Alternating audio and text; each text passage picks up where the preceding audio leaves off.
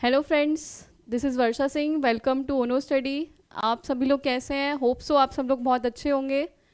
Last class में मैंने discussion किया था मेकिंग ऑफ द कॉन्स्टिट्यूशन, जो कि पॉलिटी की डीप क्लास थी, और ये आपकी सेकंड क्लास रहेगी पॉलिटी की, जिसमें हम डिस्कशन करेंगे about features of the constitution. तो सेकंड क्लास है, पढ़ते चलिए आइए। और लास्ट क्लास में आपको सब समझ में आया होगा कॉन्स्टिट्यूशन कैसे मेक हुआ था, किसने बनाया था, कितनी कमिटीज़ बनी थी, कमिटीज़ के हेड कौन थे। आज क्लास में करेंगे हम features of the constitution, constitution की विशेषताएं। तो चलिए स्टार्ट करते हैं। पहला फीचर है लेंथीएस्ट रिटन कॉन्स्टिट्यूशन। जो भारतीय संविधान है वो सबसे ज़्यादा लेंथीएस्ट है रिटन फॉर्म में। Constitution are classified into written form like the American constitution और अनरिटन फॉर्म। कॉन्स्टिट्यूशन क्लासीफाई किए जाते हैं दो फॉर्म में। पहला होता है रिटन फॉर्म और दूसरा होता है अनरिटन फॉर्म। जो रिटन फॉर्म में है वो अमेरिका कॉन्स्टिट्यूशन का है, अमेरिकन जो कॉन्स्टिट्यूशन है वो रिटन फॉर्म में है, और जो ब्रिटिश कॉन्स्टिट्यूशन है वो अनरिटन फॉर्म में है। The constitution of India is the lengthiest all the written constitution. जो इंडिया का भारतीय संविधान है वो सबसे ज़्यादा लेंथीएस्ट कॉन्स्टिट्यूशन है इन द वर्ल्ड में, इवन रिटन कॉन्स्टिट्यूशन में of the. It is a very comprehensive, बहुत ही ज़्यादा विस्तृत है, एलोबरेटिव है, एंड डिटेल्ड डॉक्यूमेंट, बहुत ही डिटेल्ड में डॉक्यूमेंट है हमारा। तो इसलिए बोला जाता है जो इंडिया का भारतीय संविधान है वो सबसे ज़्यादा लेंथीएस्ट और रिटन कॉन्स्टिट्यूशन है वर्ल्ड में। तो ये पॉइंट्स क्लियर होंगे। पहला जो फीचर है, पहली जो विशेषता है भारतीय संविधान की, वो सबसे ज़्यादा लेंथीएस्ट और रिटन कॉन्स्टिट्यूशन है। सेकेंड पॉइंट देखिए क्या है, blend of rigidity and flexibility, मतलब कठोरता और लचीलेपन का मिश्रण है। Constitution are also classified into rigid and flexible. Constitution को हम क्लासीफाई करते हैं रिजिडिटी में और फ्लेक्सिबिलिटी में। Rigid constitution like the American constitution, जो रिजिड कॉन्स्टिट्यूशन है वो अमेरिका का कॉन्स्टिट्यूशन है, और फ्लेक्सिबल का एग्जाम्पल है ब्रिटिश कॉन्स्टिट्यूशन जो फ्लेक्सिबल है in nature. The nature of Indian constitution is quasi federal. जो इंडिया का कॉन्स्टिट्यूशन है उसका जो नेचर है वो क्वासी फेडरल है, मतलब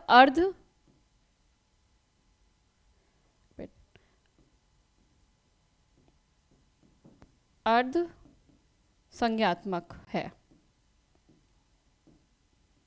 जो भारतीय संविधान का नेचर है वो क्वासी फेडरल में है। तो क्लियर हो गई है आपको। दो फीचर्स मैंने बता दिए, लेंथियस इन द रिटर्न फॉर्म, सबसे ज़्यादा लेंथियस है वर्ल्ड में, और वो भी रिटर्न फॉर्म में। दो में क्लासीफाई करे जाते हैं कॉन्स्टिट्यूशन को, दो फॉर्म में, रिटर्न फॉर्म में और अनरिटर्न फॉर्म में। रिटर्न फॉर्म का जो एग्जांपल है वो अमेरिकन कॉन्स्टिट्यूशन जो रिटर्न फॉर्म में है, और ब्रिटिश जो कॉन्स्टिट्यूशन है वो अनरिटन फॉर्म में है। जो इंडिया कॉन्स्टिट्यूशन है वो रिटर्न फॉर्म में भी और सबसे लेंथीएस्ट है, क्योंकि उसे बहुत अच्छे से एलिब्रेट करा के है और डिटेल्ड में है, कॉम्प्रिहेंसिव है, विस्तृत रूप में है पूरा। और ये blend of rigidity and flexible है, मतलब मिश्रण है कठोरता का और फ्लेक्सिबिलिटी का। तो हमारा जो इंडिया कॉन्स्टिट्यूशन है वो क्वासी फेडरल है। इतना क्लियर होगा आपको दो पॉइंट। नेक्स्ट पॉइंट्स पे चलते हैं।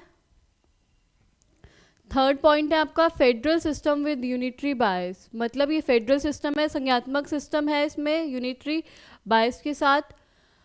The constitution of India establishes a federal system. जो भारतीय संविधान एस्टेब्लिश करता है, एक फेडरल सिस्टम बनाता है, संज्ञात्मक सिस्टम बनाता है ऑफ गवर्नमेंट का। इट कंटेन्स, जिसमें कि है आपके यूजुअल फीचर है फेडरेशन के, टू गवर्नमेंट आती हैं, डिवीजन ऑफ पावर्स, पावर्स का बंटवारा है, रिटर्न कॉन्स्टिट्यूशन है, सुप्रीमेसी है, सर्वोच्चता दे रखी है कॉन्स्टिट्यूशन को, संविधान को, और रिजिडिटी ऑफ कॉन्स्टिट्यूशन है, इंडिपेंडेंट जुडिशरी है, एंड बाइकैमरलिज्म है, मतलब दो फॉर्म है, दो ग्रुप्स हैं या दो हाउसेस हैं गवर्नमेंट के। तो ये सब हमारी आएंगी फेडरल सिस्टम में, लेकिन यूनिटरी पावर के अकॉर्डिंग, यूनिटरी बायसनेस। ठीक है, तो ये क्लियर होगा आपको ये पॉइंट। नेक्स्ट पॉइंट क्या है, पार्लियामेंट्री फॉर्म ऑफ गवर्नमेंट। जो फॉर्म है गवर्नमेंट की वो पार्लियामेंट्री फॉर्म है। The constitution of India has opted for the British parliament system of government. बोला गया है जो भारत का संविधान है उसमें से ब्रिटिश पार्लियामेंट्री सिस्टम से लिया गया है। जो पार्लियामेंट्री सिस्टम है हमारी गवर्नमेंट की वो ब्रिटिश गवर्नमेंट से ली गई है, चुनी गई है। The parliamentary system is based on the principle of corporation. जो पार्लियामेंट्री सिस्टम होता है वो बेस होता है हमारा कॉपरेशन पे और कोऑर्डिनेशन पर between the legislative and executive organs. While जबकि जो प्रेसिडेंशियल सिस्टम होता है is based on the doctrine of separation of powers between the two organs. मतलब जो हमारा भारतीय संविधान है उसमें पार्लियामेंट्री जो फॉर्म है गवर्नमेंट की उसमें हम उसमें डिवाइडेड है ये कॉपरेशन और कोऑर्डिनेशन के अकॉर्डिंग लेजिस्लेटिव एंड एग्जीक्यूटिव के बीच में, और प्रेसिडेंट सिस्टम जो है उसका सेपरेशन हुआ हुआ है पावर्स का बिटवीन टू ऑर्गन्स के बीच में। तो ये क्लियर होगा, प्रेसिडेंशियल सिस्टम और पार्लियामेंट्री फॉर्म ऑफ गवर्नमेंट, दोनों चीज़ ये हमारा फीचर्स हैं कॉन्स्टिट्यूशन के। नेक्स्ट फीचर देखते हैं, 4 फीचर्स कंप्लीट हो चुके हैं, 5th फीचर देखिए क्या है, synthesises of parliamentary sovereignty and judicial supremacy. यहाँ पे बात होती है, संश्लेषण होता है पार्लियामेंट्री सोवर्निटी का और जुडिशियल सुप्रीमेसी का। ठीक है, आप देखिए, the doctrine of sovereignty of parliament is associated with the British parliament while. जो सोवर्निटी है पार्लियामेंट की वो कहाँ से ली गई है, ब्रिटिश पार्लियामेंट से ली गई है। और principle of judicial supremacy is associated with that of the American supreme court. और जो सुप्रीमेसी ली गई है जुडिशियल की वो ली गई है अमेरिकन कोर्ट से। तो ये क्लियर होगा, अमेरिका से ली गई है, और ये जो लिया गया हमारा पार्लियामेंट्री सोवर्निटी ये ली गई है ब्रिटिश पार्लियामेंट से। तो दोनों चीज़ क्लियर होंगी। ऐसे क्वेश्चन भी बनते हैं कि ये जो है पार्लियामेंट्री सोवर्निटी कहाँ से ली गई है या फिर जुडिशियल सुप्रीमेसी कहाँ से ली गई है। तो ये क्लियर होगा ये वाला पॉइंट आपका। नेक्स्ट पॉइंट है 6, इंटीग्रेटेड एंड इंडिपेंडेंट जुडिशरी, एकीकृत और स्वतंत्र judiciary. The Indian constitution establishes a judicial system that is integrated as well as independent. जो हमारा भारतीय संविधान में सिस्टम है जुडिशियल सिस्टम, वो इंटीग्रेटेड भी है, एकीकृत भी है और स्वतंत्र भी है अपने आप में। The supreme court stand at the top of the integrated judicial system. जो सुप्रीम कोर्ट है वो टॉप पर है जुडिशियल सिस्टम में इन द कंट्री, हमारे देश में, बिलो इट। लेकिन उसके नीचे क्या है, देयर आर हाई कोर्ट, पहले सुप्रीम कोर्ट आता है फिर हाई कोर्ट्स आते हैं, दैट इज डिस्ट्रिक्ट। उसके बाद आपका बोला गया under as high court that is district court, और हाई कोर्ट के अंदर डिस्ट्रिक्ट कोर्ट्स आते हैं एंड अदर लोअर कोर्ट्स, और बाकी के लोअर कोर्ट आते हैं। तो ये क्लियर होगा कि ये पूरा एक इंटीग्रेटेड सिस्टम है और अपने आप में इंडिपेंडेंट सिस्टम है जुडिशियल सिस्टम जो हमारा है। तो ये सब हमारे पॉइंट्स हैं, फीचर्स हैं, विशेषताएं हैं कॉन्स्टिट्यूशन की। 6 पॉइंट्स हमने कवर कर चुके हैं। आगे ये पॉइंट्स देखते हैं। ये हम पॉइंट टू पॉइंट डिस्कशन कर रहे हैं जो ज़्यादा लेंदी वे में भी नहीं हो और पॉइंट टू पॉइंट आपको समझ में भी आ जाए। देखिए फीचर नंबर 7 है a secular state. Secular state का मतलब क्या होता है, a state which has no religion, कोई रिलीजन नहीं है, किसी रिलीजन को प्रायोरिटी नहीं दे रखी है, और ये धर्म निरपेक्ष है जहाँ किसी एक धर्म को प्रधानता नहीं प्रोवाइड करी गई है। तो देखिए, the constitution of India stands for a secular state, hence it does not uphold any particular religion as the official religion of the Indian state. मतलब कोई एक पर्टिकुलर ऑफिशियल रिलीजन डिक्लेयर नहीं हुआ है हमारी स्टेट का, तो इसलिए ये सेक्युलर स्टेट है। The term secular was added to the preamble. जो टर्म है सेक्युलर वो ऐड करी गई थी 42 अमेंडमेंट एक्ट में, कॉन्स्टिट्यूशन अमेंडमेंट 1976 के थ्रू। तो ये क्लियर होगा, सेक्युलर वर्ड जो ऐड किया था वो 42 अमेंडमेंट एक्ट के थ्रू 1976 के थ्रू ऐड किया गया था। सेक्युलर मीन्स पता चल गया सेक्युलर क्या है। तो 7 पॉइंट में क्लियर होगा आपको। 8 पॉइंट पे मूव करते हैं। यूनिवर्सल एडल्ट फ्रेंचाइजी, इसका मीन क्या है और ये क्या है। The Indian constitution adopt universal adult franchise. जो भारतीय संविधान है उसने अडॉप्ट किया था यूनिवर्सल अडल्ट फ्रेंचाइजीज को as a basis of election के बेस पर टू द लोकसभा के लिए और द स्टेट लेजिस्लेटिव असेंबलीज के लिए। एवरी सिटीजन, हर एक जो नागरिक है, who is not less than 18 years, जो कि कोई 18 ईयर्स से छोटा नहीं है, has a right to vote, उसको वोट करने का अधिकार है। विदाउट एनी डिस्क्रिमिनेशन, बिना कोई भेदभाव करे, कास्ट का भेदभाव नहीं होना चाहिए, रेस का, रिलीजन का, सेक्स का, लिटरेसी, वेल्थ का एंड सो ऑन, और बहुत सारे, मतलब बिना भेदभाव करे हुए जो भी पर्सन, जो भी सिटीजन 18 ईयर से अबव है उसको राइट है कि वो वोट कर सकता है। The voting age was reduce to 18 years from 21 years. जो वोटिंग एज थी पहले 21 ईयर्स थी, अब 21 ईयर्स से 18 ईयर्स कब हुई, 1989 में, by the 61st constitutional amendment act of 1988। कौन से कॉन्स्टिट्यूशनल अमेंडमेंट के थ्रू हुई थी, 61 अमेंडमेंट एक्ट के थ्रू 1988 में हुई थी। तो ये क्लियर होगा यूनिवर्सल एडल्ट फ्रेंचाइजी क्या है, जो इलेक्शन के लिए यूज़ किए जाते हैं। जिसकी भी एज, जिस पर्सन की, सिटीज़न की एज 18 से अबव होती है उसको राइट मिल जाता है वोट का। और पहले ये जो एज थी वो 21 ईयर्स की थी, जो कि 21 ईयर्स से 18 ईयर्स हुई थी 1989 में। इतना क्लियर होगा। ये भी क्वेश्चन पुटअप हुआ है कि ये एज कब हुई थी, कम 1989 में हुई थी। तो इतना क्लियर होगा दोनों पॉइंट्स, और secular state and universal adult franchise. चलिए नेक्स्ट पॉइंट पे मूव करते हैं। इंडिपेंडेंट बॉडीज़, अब हमारे कॉन्स्टिट्यूशन में बहुत सारी इंडिपेंडेंट बॉडीज़ हैं। देखिए, the Indian constitution not only provides for the legislative, जो इंडियन भारतीय संविधान है सिर्फ वो लेजिस्लेटिव के लिए नहीं, एग्जीक्यूटिव और जुडिशरी ऑर्गन्स के लिए नहीं है of the government, but also लेकिन इस्टेब्लिश सर्टेन इंडिपेंडेंट बॉडीज़, कोई और भी जो इंडिपेंडेंट स्वतंत्र बॉडीज़ हैं उन्हें भी इस्टेब्लिश किया गया है, जैसे कि these are election commission to ensure free and fair election to the parliament, जैसे कि इलेक्शन कमीशन को हायर किया गया है जो फ्री एंड फेयर इलेक्शंस करवाती हैं पार्लियामेंट में। द स्टेट लेजिस्लेचर्स हैं, द ऑफिस ऑफ प्रेसिडेंट है of India and the office of vice president, the controller and auditor general of India, union public services जिसका काम होता है ऑल इंडिया सर्विसेज को कंडक्ट करवाना एंड जिसके हेड प्रेसिडेंट होते हैं, and state public services committee जिसका काम होता है स्टेट में एग्जाम्स को कंडक्ट कराना, जिसके हेड होते हैं गवर्नर। तो ये क्लियर होगा कि ये सब इंडिपेंडेंट बॉडीज में आते हैं। अब देखिए नेक्स्ट पॉइंट और आपका लास्ट पॉइंट है 10th पॉइंट, जो कि फीचर रहेगा आपका कॉन्स्टिट्यूशन का, द 3 टायर गवर्नमेंट की बात की जाती है यहाँ पर। Originally the Indian constitution like any other federal constitution provided for a dual polity and contain provisions fit regarding to the organisation, मतलब जो भारतीय संविधान है वो फेडरल कॉन्स्टिट्यूशन तो है ही, उसमें क्या है ड्यूअल पॉलिटी प्रोवाइड करी गई है, contain powers and centre of the state, और दोनों की पावर्स कंटेन की गई है, सेंट्रल हो चाहे स्टेट की बात हो। Later the 73rd amendment and 74 constitutional amendment act 1992, दोनों ही अमेंडमेंट एक्ट बाद में आए, 73rd and 74th amendment act बनाए गए 1992 में, हैव ऐड किया गया तब 3rd टायर ऑफ गवर्नमेंट को। तो जो इंडिया की गवर्नमेंट है वो 3rd टायर गवर्नमेंट है, which is not found in any other constitution of the world, जो कि किसी भी कहीं भी वर्ल्ड में नहीं पाई जाती है, सिर्फ भारतीय संविधान में है। और ये पता होगा 73rd एक्ट में आती है हमारी पंचायत, और 74th में आता है हमारी municipality.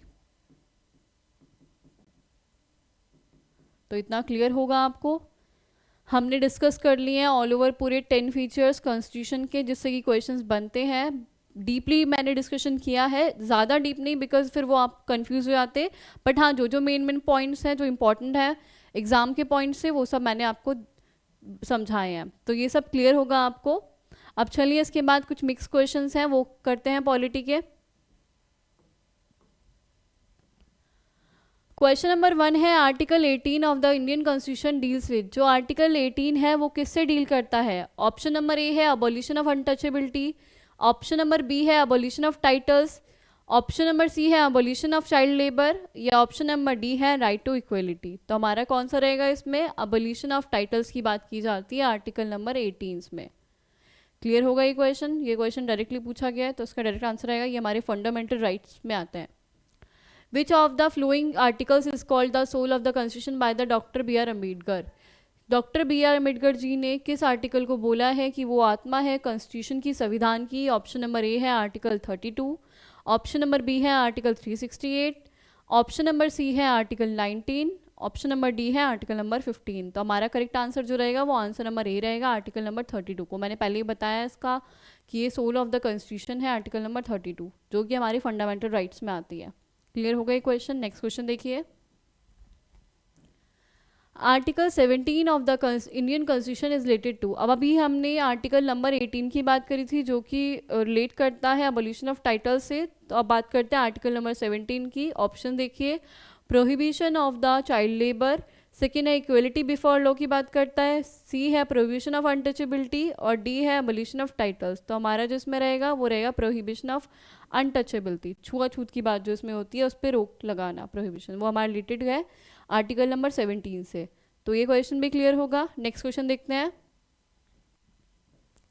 Which of the flowing amendment was pass during the emergency? कौन सा अमेंडमेंट पास किया जाता है इमरजेंसी के टाइम पर? और इमरजेंसी मैंने आपको बताया था 3 तरह की इमरजेंसी होती है, नेशनल इमरजेंसी होती है, स्टेट इमरजेंसी और फाइनेंशियल इमरजेंसी होती है, और तीनों ही लागू की जाती है प्रेसिडेंट के द्वारा। तो ऑप्शन देखिए इसमें कौन सा अमेंडमेंट की बात करी गई है इमरजेंसी के टाइम पर? 45th अमेंडमेंट, 50th अमेंडमेंट, या 47 अमेंडमेंट, या फिर है डी 42 अमेंडमेंट। तो हमारा जो राइट आंसर रहेगा वो आंसर नंबर डी रहेगा, 42 अमेंडमेंट एक्ट के ड्यूरिंग द इमरजेंसी बात की जाती है। क्लियर हो गई क्वेश्चन। नेक्स्ट क्वेश्चन देखते हैं, which article of the constitution says that council of state, जो राज्यसभा है, शैल नॉट बी डिसॉल्यूट? कौन सा आर्टिकल ये बात बोलता है कि जो राज्यसभा है कभी डिसॉल्यूट नहीं होती है, ख़त्म नहीं होती है? ए ऑप्शन देखिए आर्टिकल नंबर 83, बी ऑप्शन देखिए आर्टिकल नंबर 53, सी ऑप्शन देखिए आर्टिकल नंबर 18 और डी ऑप्शन देखिए आर्टिकल नंबर 154। तो हमारा जो आंसर रहेगा वो आंसर नंबर ए रहेगा, आर्टिकल नंबर 83 के अकॉर्डिंग बोला जाता है कि जो राज्यसभा है वो डिसोल्यूट नहीं हो सकती है। तो क्लियर हो गई ये चीज़। नेक्स्ट क्वेश्चन में मूव करते हैं। Election of members of Rajya Sabha is taken from, जो इलेक्शन किए जाते हैं राज्यसभा के मेंबर्स के लिए वो कहाँ से लिए गए हैं? ऑप्शन नंबर ए है कॉन्स्टिट्यूशन ऑफ जापान, जापान के संविधान से।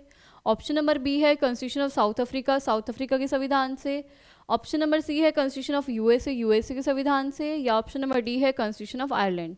तो ये लिया गया है हमारे कॉन्स्टिट्यूशन ऑफ साउथ अफ्रीका से इलेक्शन ऑफ मेंबर्स। क्लियर होगा ये क्वेश्चन भी। नेक्स्ट क्वेश्चन पे मूव करते हैं।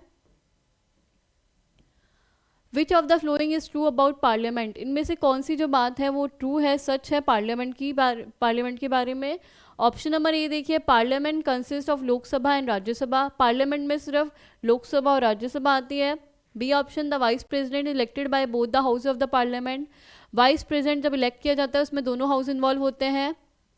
C option, joint session of the parliament headed by the president, joint session parliament में जो होता है उसके हेड प्रेसिडेंट होते हैं। डी ऑप्शन है, joint session of the parliament is called by the Lok Sabha speaker, या फिर जो जॉइंट सेशन होता है वो किसके द्वारा बुलाया जाता है? लोकसभा के स्पीकर के द्वारा। तो हमारा जो करेक्ट आंसर रहेगा वो आंसर नंबर बी रहेगा इसमें, कि जो वाइस प्रेसिडेंट है वो इलेक्ट किया जाता है दोनों ही हाउसेस से पार्लियामेंट के। Parliament consist of the Lok Sabha Rajya Sabha, लेकिन प्रेसिडेंट के बारे में तो बोला ही नहीं है, तो ये करेक्ट नहीं है ये ऑप्शन। और सी ऑप्शन में क्या है, हेड जो होता है ना वो लोकसभा का स्पीकर बनता है जब जॉइंट सेशन होता है। और डी ऑप्शन में बोला गया है कि जो कॉल्ड बाय लोकसभा स्पीकर, लेकिन नहीं, वो कॉल्ड बाय जो बुलाया जाता है जॉइंट सेशन या बिठाया जाता है वो प्रेसिडेंट के द्वारा होता है, लोकसभा के स्पीकर के द्वारा नहीं होता। लेकिन जो हेड किया जाता है वो स्पीकर ऑफ द लोकसभा करता है। तो ये दोनों पॉइंट ना एक्सचेंज मतलब उल्टे लिखे गए हैं। पार्लियामेंट हेड बना जाता है लोकसभा के स्पीकर को और कॉल्ड बाय किया जाता है प्रेसिडेंट। तो ये क्लियर होगा आपको कि आंसर नंबर बी हमारा करेक्ट रहेगा यहाँ पर। नेक्स्ट क्वेश्चन पे मूव करते हैं हम। विच of the following is not sacked and impeached by the parliament, इनमें से कौन है जिसको इम्पीच नहीं किया जा सकता है पार्लियामेंट के द्वारा? देखिए ऑप्शंस हैं हमारे। इम्पीच मतलब नहीं हटाया जा सकता है। ए ऑप्शन है प्रेसिडेंट, बी ऑप्शन है chief justice of supreme court, C option है ऑडिटर जनरल और डी ऑप्शन है हमारा अटॉर्नी जनरल ऑफ इंडिया। तो हमारा जो करेक्ट आंसर रहेगा कि पार्लियामेंट किसको नहीं हटा सकता है, इम्पीच नहीं कर सकता है, तो वो आंसर नंबर डी रहेगा, अटॉर्नी जनरल ऑफ इंडिया को इम्पीच नहीं कर सकता है पार्लियामेंट। क्लियर होगा ये क्वेश्चन। नेक्स्ट क्वेश्चन देखते हैं। आई होप सो आपको सारे क्वेश्चन समझ में आ रहे होंगे। नेक्स्ट क्वेश्चन है, joint session of the parliament is arrange under the, जो जॉइंट सेशन होता है पार्लियामेंट का वो किसके अंडर में आता है, कौन से आर्टिकल के अंडर में? आर्टिकल नंबर 78 के, बी ऑप्शन है आर्टिकल नंबर 103 के, सी ऑप्शन है आर्टिकल नंबर 108 के और डी ऑप्शन है आपका 249। तो जॉइंट सेशन जो आता है हमारा वो आर्टिकल नंबर 108 के अंदर में आता है, जो कि कॉल्ड बाय बुलाया जाता है प्रेसिडेंट के थ्रू एंड हेड कौन होता है? Speaker of the Lok Sabha, headed by speaker of Lok Sabha.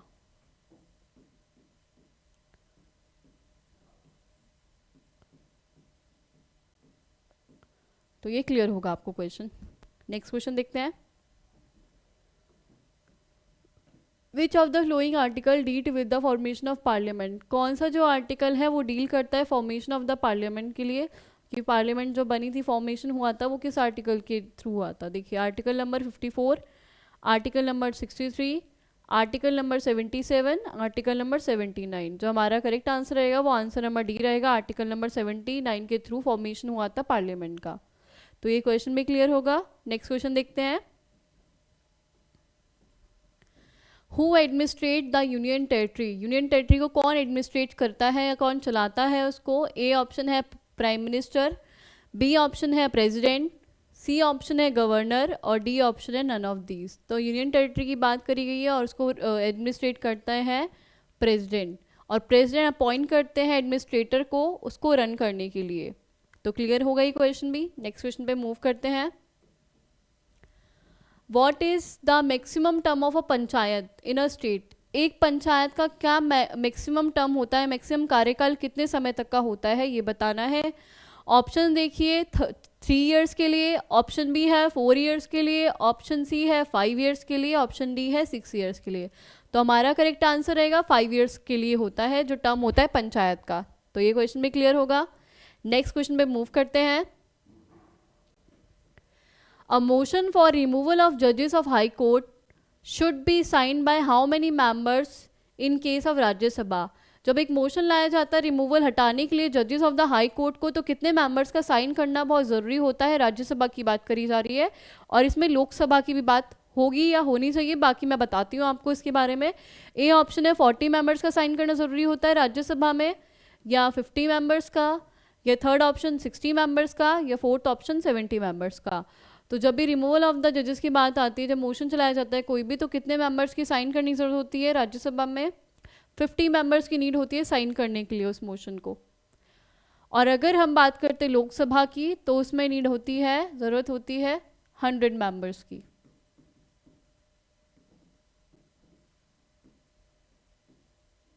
तो क्लियर होगा ये क्वेश्चन भी। नेक्स्ट क्वेश्चन देखते हैं। Who is the constitutional head of the state. कौन कॉन्स्टिट्यूशनल हेड होता है स्टेट का? A governor, B chief minister, C chief justice of high court, या फिर डी प्रेसिडेंट। स्टेट की बात करी गई है तो स्टेट का जो हेड होता है कॉन्स्टिट्यूशनल हेड, वो गवर्नर को माना जाता है। तो ये क्वेश्चन भी क्लियर होगा। नेक्स्ट क्वेश्चन देखते हैं। Who administrate oath of office and secrecy to the chief minister. कौन ओथ कराता है कि चीफ मिनिस्टर की? तो देखिए ए ऑप्शन जो है हमारा secrecy to the chief minister, A option है प्रेसिडेंट, बी ऑप्शन है गवर्नर, सी ऑप्शन है चीफ जस्टिस ऑफ इंडिया, और डी ऑप्शन है आपका chief justice of concern high court. तो इसमें हमारा जो आंसर रहेगा वो रहेगा आंसर नंबर हमारा बी। चीफ मिनिस्टर की जो हम ओथ कराते हैं वो गवर्नर कराते हैं। तो क्लियर होगा ये क्वेश्चन आपको। नेक्स्ट क्वेश्चन देखिएगा। A bill for the creation of new state in India is required to be passed in parliament by. जो एक बिल पास किया था, क्रिएट किया था नई स्टेट के लिए, नए राज्य बनाए जा रहे हैं अगर इंडिया में, तो उसके लिए क्या रिक्वायर्ड होता है, कैसे पास होना चाहिए वो बिल?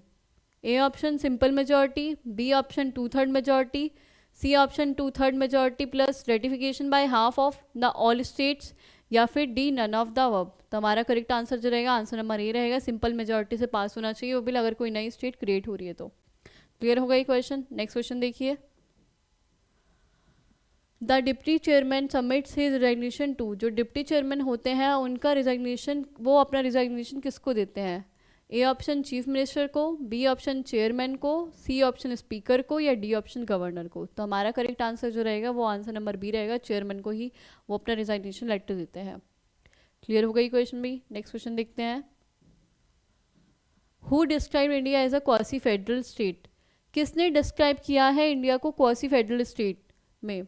ए ऑप्शन लॉर्ड बेरे ने, बी ऑप्शन केसी वीरे ने, सी ऑप्शन हेरोल्ड लस्की ने, या डी ऑप्शन जी ऑस्टिन ने। तो हमारा करेक्ट आंसर जो रहेगा वो रहेगा केसी वीरे ने।